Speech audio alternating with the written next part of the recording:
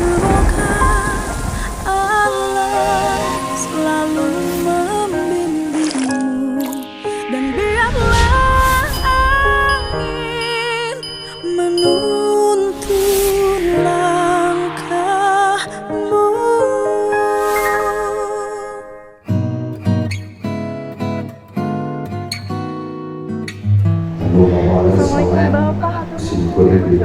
Wabil khusus para jomblo, mudah-mudahan biasa nikah tahun lalu. Menurut awal salam, asyhadu an la ilaha illallah wahdahu la syarika lah, wa asyhadu anna Muhammadan abduhu wa rasuluh. Allahumma shalli wa sallim ala sayyidina Muhammad ibn Abdillah wa ala alihi wa sahbihi wa mawalah, amma ba'd.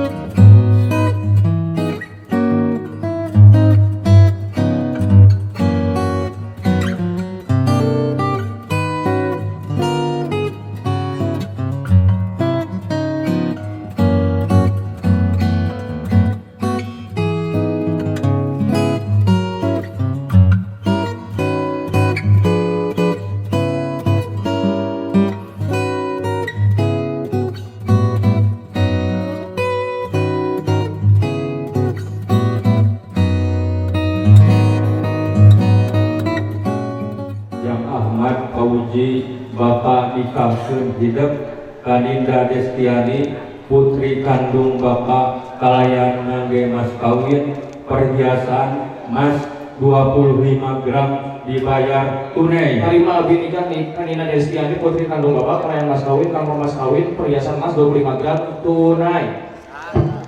Alhamdulillah.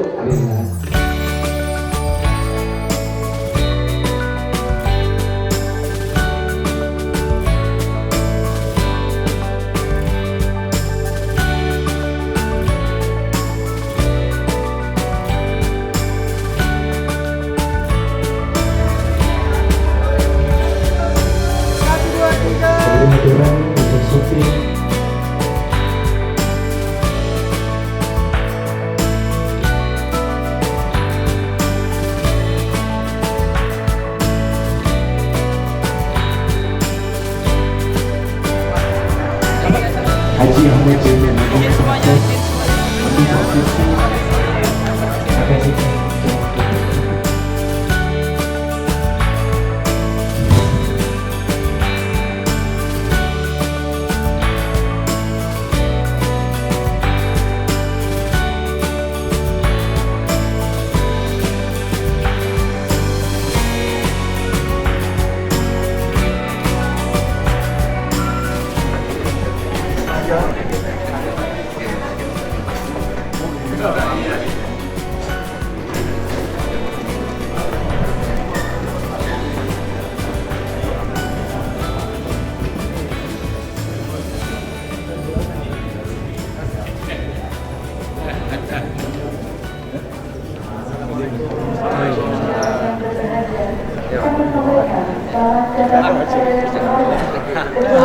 Dewan Pimpinan Nasional HKBI, Bapak Dr. Haji Fatih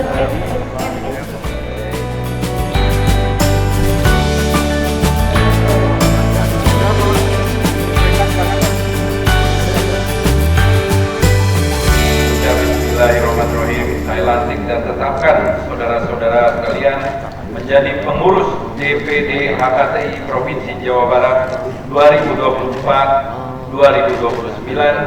Semoga Allah Subhanahu wa Ta'ala, Tuhan yang Maha Kuasa, meridhoi perjuangan kita membela petani dan membangun pertanian Indonesia. Terima kasih.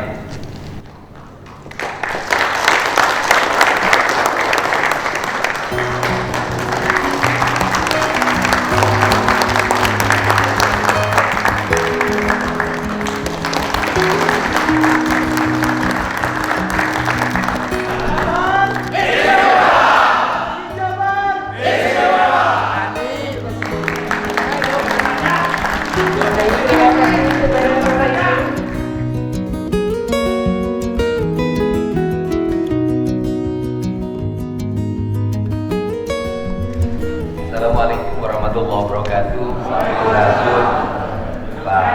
Fadlizon, Ketua Umum HKTI, Pak PJ, unsur pimpinan daerah, Ketua DPD HKTI Provinsi Jawa Barat, Pak Ketua DPRD dan semua yang hadir. Yang pertama, kalau bicara petani maka kita membagi dalam dua kualifikasi. Satu, petani tradisional, yang kedua adalah petani industri. Nah, saya petani industri itu orang yang sudah berpendidikan, orang punya teknologi, orang punya akses modal, dan dalam pikirannya bertani itu adalah membangun kesejahteraan, meningkatkan laba, memperkokoh modal. Kalau itu sih sudah nggak ada problem. Tetapi yang berproblem hari ini adalah petani tradisional. Apa problem petani tradisional? Yang pertama adalah semakin menyempitnya lahan akibat perubahan pola hidup pembangunan menuju arah industrialisasi, kemudian terjadinya perubahan peruntukan lahan dari lahan pertanian menjadi lahan industri, dari lahan pertanian menjadi lahan perumahan pemukiman, dari lahan pertanian menjadi lahan industri perdagangan dan jasa. Konsepsi ini sudah saya tegaskan di visi misi. Yang pertama yang mesti dilakukan di Jawa Barat adalah melakukan perubahan tata ruang untuk dikembalikan pada 3 tata ruang. Pertama, tata ruang berbasis semesta. Yang kedua, tata ruang berbasis ekosistem. Yang ketiga, tata ruang berbasis kewilayahan. Intinya satu, tata ruang berbasis semesta. Problem dari tata ruang ini menjadi hal yang mendasar. Kenapa? Penyusunan tata ruang harus diserahkan sepenuhnya pada pakar yang independen, pakar yang memiliki kualifikasi dalam sudut pandang pembangunan jangka panjang. Karena ketika tata ruang dikelola oleh birokrat, dikelola oleh politisi, maka dalam kepalanya adalah kepentingan terhadap ruang itu. Bisa sawah diubah jadi industri karena ada sawah dia di situ agar besok ada kebebasan. Bisa hutan dirubah, semuanya bisa dirubah. Teknis diakal-akalin, dan kita bisa melihat bagaimana berantakannya tata ruang di Jawa Barat. Saya katakan berantakan. Ini yang pertama. Kemudian yang kedua adalah kalau sudah tata ruang sudah dibangun, maka kita nanti sudah punya areal pertanian abadi, tidak boleh diganggu lagi. Nah, tetapi itu tidak akan berhasil. Tidak akan berhasil. Kenapa? Karena pada tingkat teknisnya Indonesia kehilangan kebudayaan. Di mana letak kehilangan kebudayaannya? Dulu di desa ada namanya Puun kalau di Banten. Ada tokoh adat, ada tokoh budaya. Orang Sunda nyebut nate weruh sadurung winara, legok tapak genteng kadek, landung kandungan layar aisa, dedek dedek liat.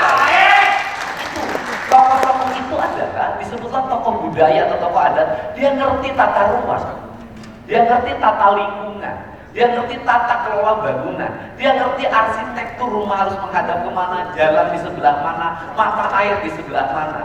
Sehingga Pak Fadlizon menjadi Menteri Kebudayaan, apa yang harus dibangun di tingkat desa? Desa itu harus memiliki sejarah kebudayaan, di mana desa pertama harus tahu di mana letak mata airnya, di mana pohon yang dilindunginya, kemudian siapa pertama yang mendirikan desa itu, di mana kuburan adatnya, di kuburan keramatnya, kemudian dibuat dalam peraturan desa. Dulu saya membuat yang disebut dengan peraturan budaya desa, karena dengan itu bisa melindungi pertanian.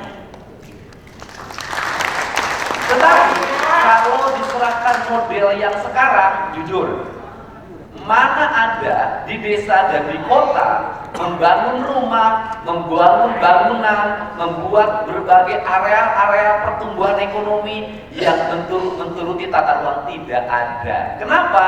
Karena aspek manismen dari tata ruang tidak pernah ada. Di Indonesia lebih senang pada isu-isu sensitif dibanding isu lingkungan. Orang Indonesia, orang Jawa Barat lebih baik lingkungan rusak daripada ucapan yang rusak. Ini benar. Untuk itu kembalinya masyarakat pada kebudayaan, sesungguhnya lagi menyelamatkan bumi. Saya berulang-ulang mengatakan bahwa teologi yang saya usung hari ini tentang papat kalimat pancer sesungguhnya adalah saya ingin menyelamatkan bumi Jawa Barat.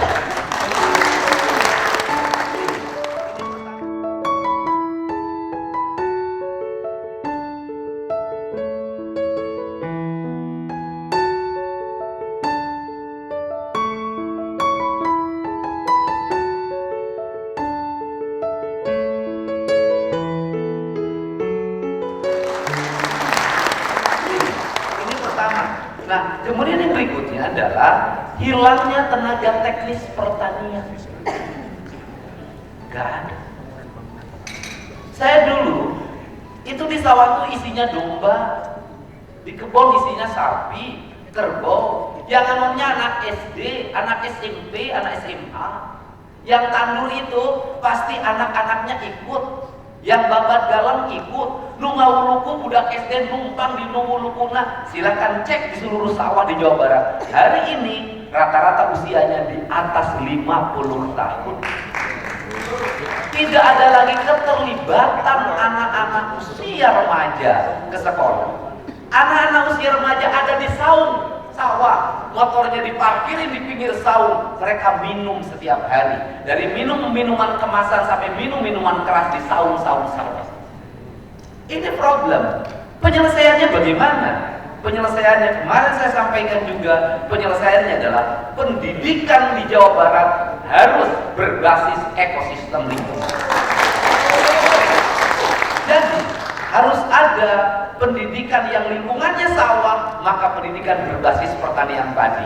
Yang lingkungannya adalah lingkungan perkebunan, pendidikannya berbasis perkebunan. Lingkungannya kehutanan, pendidikannya berbasis kehutanan. Rumah-rumah petani di desa harus dikembalikan kembali menjadi rumah-rumah yang berbasis lingkungan. Karena ini merubah perilaku hidup. Ini cara. Nah, kalau seperti itu pelajaran di sekolahnya, Pak Menteri, bagaimana? Saya berulang-ulang. Juara kelas itu bukan hanya yang matematikanya 9. Buat apa matematikanya 9, jajannya 40.000? Bukan yang IPA-nya 10. Bukan. Juara kelas sudah semestinya dikembalikan mereka yang berhasil mengembangkan ternak dombanya. Dia adalah juara di bidang peternakan. Yang berhasil menjadi pendamping ibunya mengembangkan pertanian padi, dia juara pertanian padi. Dia juara pertanian jagung. Dia juara perikanan. Untuk apa? Agar anak-anak kita mulai memiliki basic lingkungan. Matematikanya dirubah. Bagaimana? Matematikanya sederhana. Matematikanya anak petani. Coba anakku sekarang ukur luas sawah bapakmu. Berapa panjangnya, berapa lebarnya. Dari berapa panjang, berapa lebarnya, hitung dalam petaknya. Kalau panjang jarak tanamnya 30 cm, ada berapa tanaman yang ditanam dalam satu petak. Dari satu petak itu yang ditebarkan menjadi areal perbenihan itu ada berapa butir. Satu butir melahirkan berapa batang. Ketika ditanam dari 5 batang itu melahirkan berapa tangkai. Dari sekian tangkai melahirkan berapa butir. Dari berapa butir melahirkan berapa gram. Maka anak-anak kita bermatematika, berintegrasi dengan biologi, dengan IPA, dengan fisika. Kemudian nanti akhirnya anak matematikanya belajar di lingkungan sawahnya. Dia akan muncul sifat penelitinya tinggi. Akhirnya anak itu merasa bahwa setiap hari ngurus padi, setiap hari ngurus jagung, setiap hari ngurus kedelai, bagi dia itu akan berdampak pada jadi juara di kelasnya. Ini harus dirubah. Kalau sekarang gini-gini terus, kenapa? Anak hari ini merasa bergengsi di sekolah kalau mengatakan bapaknya tukang maju. Gengsi kalau menyebutkan bapaknya tukang tani. Rasa gengsi itu harus mulai dihilangkan. Maka saya menulis ketika calon gubernur pekerjaan saya menulis petani. Karena waktu itu saya berhenti jadi anggota DPR, saya pindah ke partainya Bapak Dicon. Ini caranya, ini habitatnya. Ini cara harus dibangun sehingga nanti di Provinsi Jawa Barat nanti akan saya terapkan. Setiap anak sekolah yang beternak akan saya mendapat hadiah dari gubernur itu nanti. Setiap anak perempuan yang kemudian dia memelihara ayam itu akan mendapat hadiah dari gubernur. Itu akan saya terapkan di seluruh Jawa Barat sehingga nanti merasa gengsi anak kalau tidak punya sapi, gengsi kalau tidak punya kambing, gengsi kalau tidak punya ikan, gengsi kalau tidak punya domba, gengsi kalau tidak bertani, gengsi kalau setiap hari hanya pakai motor-motoran yang knalpotnya belum, dia merasa malu dan akan saya permalukan. Dulu tahun 70-an saya malu di lingkungan saya tidak bisa domba. Sampai saya menjual cincin hasil hadiah saya disunat untuk beli domba. Dan dari domba itu saya sampai tamat SMA, saya hidup dari peternakan domba yang saya pelihara. Saya bisa beli sepeda, saya bisa naik, bisa beli baju, saya bisa beli buku. Itu mandiri dari hasil peternakan yang dikembangkannya sendiri. Dan ketika ngangon domba, pulangnya bawa simet. Dan simetnya dimakan. Jadi kalau rada pintar saeutik itu turunan odot ya. Pulangnya bawa belut, sehingga makanya kalau ke petani tradisi jangan ngomong bisnis. Dunia dinas pertanian jangan paparan, nanti luas sekian, menghasilkan sekian pakai proposal, nggak boleh. Itu untuk kelas para pebisnis. Jam kurang lemur makieu, ujang kurang melak pare malai jeung beunghar dengan berkah. Geningan tinu hasil pare teh dijual pada teu loba tapi maneh dahar teu meuli. Maneh bisa sakola, tinu galengan maneh bisa melangkah panjang, dikotakan menang gejer, tinu liang menang belut. Kan urang maneh sapopoe bisa aya gawe nuntun domana galengan. Ieu domba lain jeung untuk hujan teu poho, di mana mah anjeun butuh bisa ngajual. Apa yang terjadi? Orang tua kita dulu tidak pernah ngomong bisnis. Nah nih Pak, reaketan, buncir leuit loba duit, buruk di juru buruk di panto, ngalayah di tengah imah, di bibir aya petikeun, di kolong aya si jamrong, na parano aya si jago. Sekarang ini jujur aja Bapak Ri ngomong bisnis perencanaan, mau diajukan jadi dana aspirasi imah, waduh. Saya katakan gak ada stimulus pemerintah yang berasal proposal itu membawa keberhasilan. Tidak. Kenapa? Petani asli mandiri kan pernah ngajukan proposal. Cara utang. Untuk itu mereka dilindungi. Bagaimana cara melindunginya? Lindungilah area pertaniannya. Bangunlah irigasinya yang baik. Bahkan saya punya program nanti saung-saung sawah saya bangunin oleh pemerintah provinsi. Itu bentuk penghargaan. Barang direureuh petani pakai baligo tahun 2018 zaman aing era ilmu. Rubah. Kita tata landscape pertanian, kita bangun jalan-jalan ke sawah, kita bangun. Dan saya contohkan di Lembur Pakuan, saya kasih garis, anak-anak nanti posting di sawah sambil ngangon domba, dan itu pariwisata baru di Jawa Barat. Bisa. Cara. Jadi Bapak Lijon ke di budak sekolah diajarkan lilip suling mah. Sabab suling mah identik jeung saung. Tapi lamun make nu sejen udah, karena seni identik dengan tradisi, tradisi identik dengan leluhur. Bangsa yang mempertahankan seninya, bangsa yang mempertahankan tradisinya, bangsa yang menghormati leluhurnya, hidupnya akan subur makmur. Tapi bangsa yang meninggalkan seninya, bangsa yang tidak hormat pada leluhurnya dan meninggalkan tradisi leluhurnya, bangsa eta bakal bangsa cuel dog tinggal nu lain dinyaknya, nu nya di lain-lain. Moro julang ngalepaskeun peusi. Engke hiji waktu di lemur kula bakal aya kajadian anu nulak cangkeh di alun. Alun kuning bule anu ngawuluku monyet hideung. Itu apa artinya? Nanti suatu saat mesin-mesin pertanian akan digerakkan oleh bangsa dari Burma, dari Korea, dari Afrika, sedangkan yang mengendalikan di Pendopo adalah bangsa-bangsa asing, bangsa-bangsa barat yang mengendalikan negara, mengendalikan pemerintahan. Ini peringatan dari leluhur kita. Dulu cek kurang Sunda, bangkong di kongkoro ujang, kacai mawa camati. Apa itu artinya? Jangan meletakkan pada anak-anak kita yang bukan lagi beban hidupnya. Budak letik tong diberi HP, budak letik tong diberi motor. Kacai mawa camati, kalau Anda ingin pergi ke air berarti ingin berwudu, ingin mencari kesucian. Tong pasya gara-gara wudu. Atau lamun di lembur kacai mawa camati kumaha? Lamun geus sungapan saat kulantaran gunung na ditalugaran mawa camati para bucai jeung nyiram sawah. Ini tadi. Dan untuk itu mari kita jadikan petani itu menjadi kelas atas, kelas 1, dihormati dan dihargai, ulah dilecehkan. Dan jujur di negeri ini satu-satunya kelompok masyarakat yang tidak pernah berdemo terhadap penderitaan dirinya adalah para petani beras. Para petani beras belum pernah niat para petani beras, walaupun dia tidak pernah protes, hidupnya berkah. Tidak ada petani beras yang menunggak hutang di Bang Karman, nggak ada. Nah ini yang paling penting, ini balikan. Jadi kalau Deddy Mulyadi hari ini termasuk dituduh ya padu diteling kayak nek dimusyrikeun, nek dikafirkeun jeung baik aing mah nu penting mah ngapoe dong aing rareuneuh tapi aing rareuneuh. Hebat buat saya, duda lomba rareuneuh. Itu sajalah, pokoknya mah kitunya mau menjadi tukang tanima lah. Pokoknya tukang tanima nganang-nganang ngeunah dahar ngeunah sare gitu lah.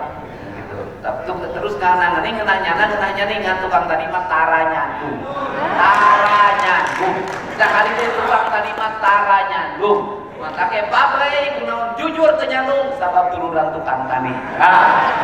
Bapak lijur ke sami gitu. Hatur nuhun. Wallahu muwaffiq ila aqwamit thoriq. Assalamualaikum warahmatullahi wabarakatuh. Terima kasih kepada Bapak Deddy Mulyadi atas sambutannya. Jawa Barat.